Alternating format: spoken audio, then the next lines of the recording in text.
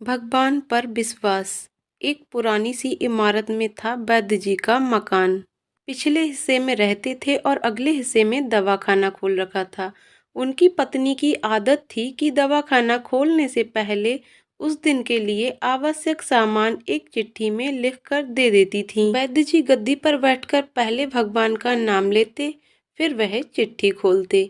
पत्नी ने जो बातें लिखी होती उनके भाव देखते, फिर उनका हिसाब करते, फिर परमात्मा से प्रार्थना करते कि हे भगवान, मैं केवल तेरे ही आदेश के अनुसार तेरी भक्ति छोड़कर यहाँ दुनियादारी के चक्कर में आ बैठा हूँ। वैद्य जी कभी अपने मुंह से किसी रोगी से फीस नहीं मांगते थे। कोई देता था, कोई नहीं देता था, किंतु एक बात निश्चित थी कि जो ही उस दिन के आवश्यक सामान खरीदने योग्य पैसे पूरे हो जाते थे, उसके बाद वह किसी से भी दवा के पैसे नहीं लेते थे, चाहे रोगी कितना ही धनवान क्यों ना हो। एक दिन वैद्य जी ने दवाखाना खोला।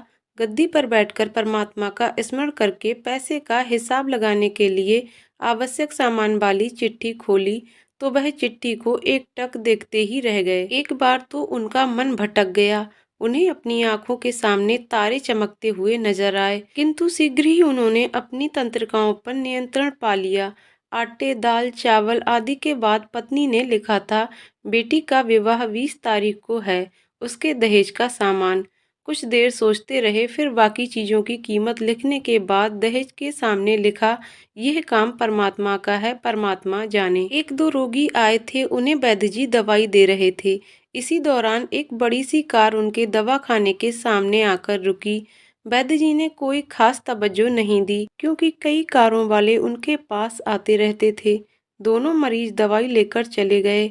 वह सूटेड बूटेड साहब कार से बाहर निकले और नमस्ते करके बेंच पर बैठ गए। वैद्य जी ने कहा कि अगर आपको अपने लिए दवाई लेनी है तो इधर स्टूल पर आएं, ताकि आपकी नाड़ी देख लूं, और अगर किसी रोगी को दवाई लेकर जाना है तो बीमारी की स्थिति का वर्णन करें।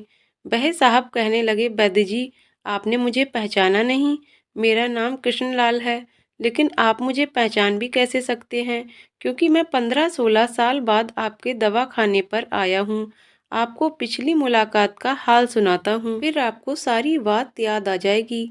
जब मैं पहली बार यहाँ आया था तो मैं खुद नहीं आया था, अपितु ईश्वर मुझे आपके पास लेकर आया था, क्योंकि ईश्वर ने मुझ पर कृपा की थी और वह मेरा घर आबाद करना चाहता था।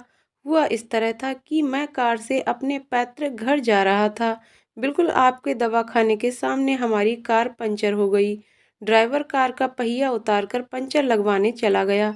आपने देखा कि गर्मी में मैं कार के पास खड़ा था, तो आप मेरे पास आए और दवाखाने की ओर इशारा किया और कहा कि इधर आकर कुर्सी पर बैठ जाएं।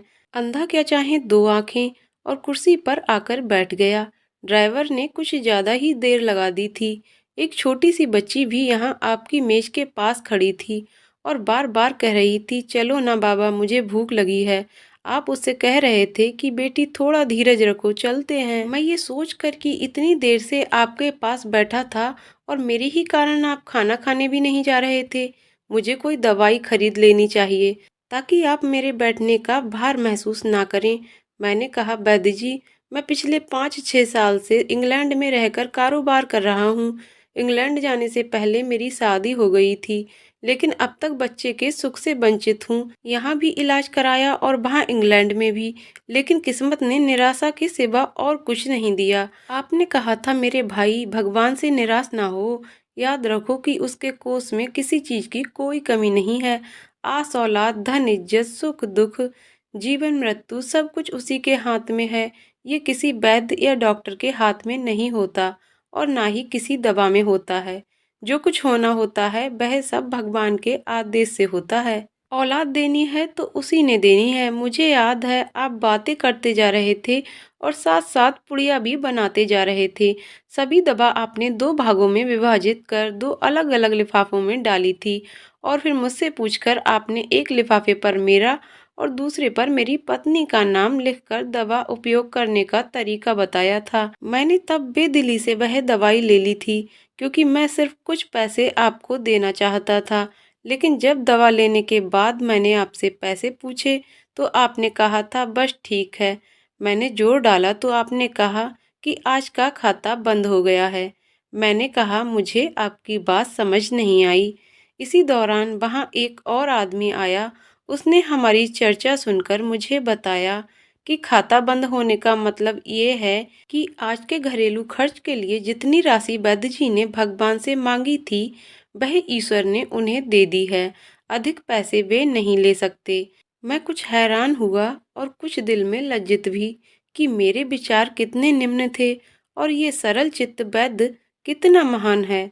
मैंने जब घर जाकर पत्नी को औषधि दिखाई और सारी बात बताई तो उसके मुंह से निकला, वो इंसान नहीं कोई देवता है और उसकी दी हुई दवा ही हमारे मन की मुराद पूरी करने का कारण बनेगी। आज मेरे घर में 2 फूल खिले हुए हैं। हम दोनों पति पत्नी हर समय आपके लिए प्रार्थना करते रहते हैं। इतने साल तक कारोबार ने फुर्सत ही ना दी कि स्वयं आकर आपसे धन्यवाद के 2 शब्द ही कह जाता। इतने बरसों बाद आज भारत आया हूँ और कार केवल यहीं रोकी है। वैद्य जी, हमारा सारा परिवार इंग्लैंड में सेटल हो चुका है। केवल मेरी एक विधवा बहन अपनी बेटी के साथ भारत में रहती है। हमारी भांजी की शादी इस महीने की 21 तारीख को होनी है। ना जाने क्यों जब जब मैं अपनी भांजी के लिए भात के लिए कोई सामान खरीदता था तो मेरी आंखों के सामने आपकी वह छोटी सी बेटी भी आ जाती थी और हर सामान मैं दोहरा खरीद लेता था।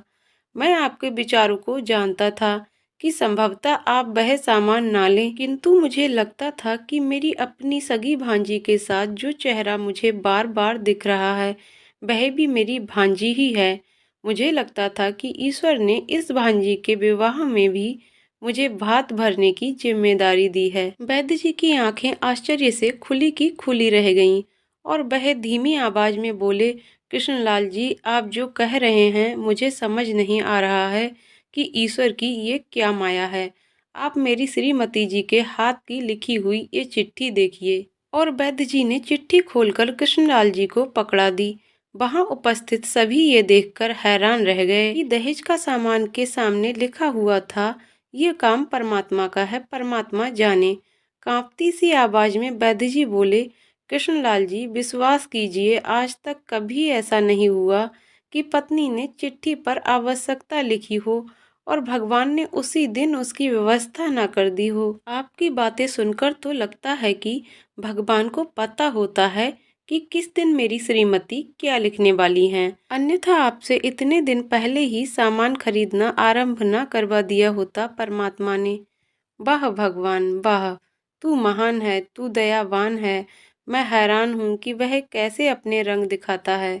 वैद्य जी ने कहा, संभाला है, एक ही पाठ पढ़ा है कि सुबह परमात्मा का आभार करो, शाम को अच्छा दिन गुजरने का आभार करो, खाते समय उसका आभार करो, सोते समय उसका आभार करो। तो दोस्तों, आपको कहानी कैसी लगी कमेंट करके जरूर बताइएगा। कहानी पसंद आई हो तो वीडियो को लाइक शेयर करें और चैनल को सब्सक्राइब करें। वीडियो को पूरा देखने के लिए बहुत बहुत धन्यवाद दोस्तों।